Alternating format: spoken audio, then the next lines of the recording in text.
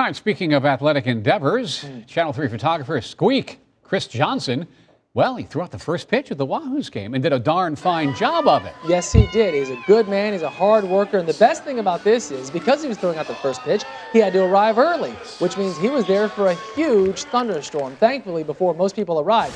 Look at the video. Take a minute to look at the screen if you haven't seen it. You can see how hard it was raining. It was absolutely pouring, but check this out.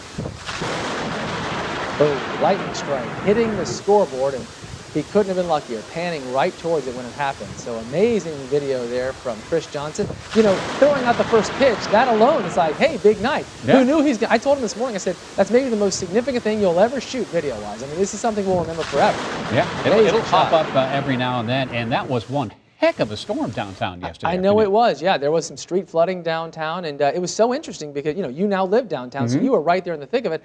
I live in Northeast Pensacola. I heard some thunder, never rained a drop at my house. I mean, nothing. And, you know, I mean, we're talking 3.5 miles from downtown. But, yeah, but it just seems so amazing because it was so much rain. You seemed like you were in the middle of this massive storm assumed system. it was everywhere. And I was watching the radar, and, you know, it wasn't. A lot of folks say, man, I could have used some of that, didn't get any. And I had plenty to share. That is weather on the Gulf Coast in the summer, that's for sure. Meanwhile, it's really quiet this morning. Here's a live shot from UWF. You can see how mostly clear it is. It looks good. Coming up, I got a brand new Futurecast just in. We'll take you through the next few days.